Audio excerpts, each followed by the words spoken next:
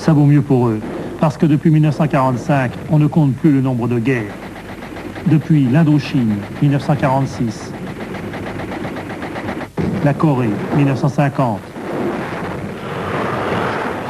toutes les raisons idéologiques ont été bonnes. Guerre de libération, affrontement Est-Ouest par personne interposée, ça n'a pas arrêté. Bien sûr, il n'y a pas eu de conflit mondial. La peur de la bombe atomique, ce qu'on a appelé l'équilibre de la terreur, a jusqu'ici empêché le cataclysme.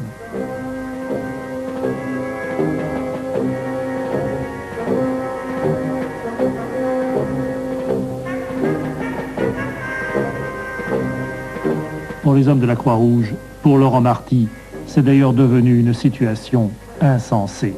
Pour moi, cet ouvrage est extrêmement révélateur. Dans 5 milliards d'hommes dans un vaisseau, paru aux éditions du Seuil, Albert Jacquard fait une démonstration hallucinante.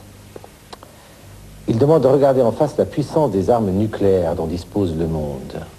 Il représente d'abord par un point très petit, que vous voyez à peine, la puissance de la bombe qui a détruit Hiroshima. Et par un point un peu plus gros, l'équivalent de 10 fois cette puissance. L'ensemble des bombes utilisées par les belligérants pendant la Seconde Guerre mondiale est représenté par 20 de ces points.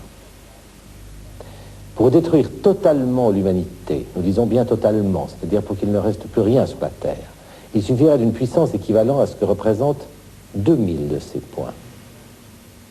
Et si nous considérons le stock d'armes nucléaires actuellement disponible, il équivaut à 100 000 de ces points. Il faut 4 pages pour les faire tenir tous. De quoi vitrifier 50 fois la planète. Et l'on continue à produire des armes nucléaires, à dépenser des sommes folles et totalement inutiles.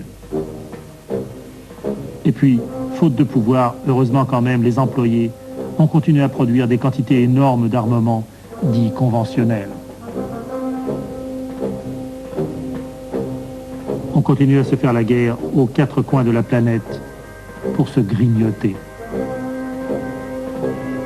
Avec toujours le même résultat, comme ici dans cette guerre du Yémen, la souffrance.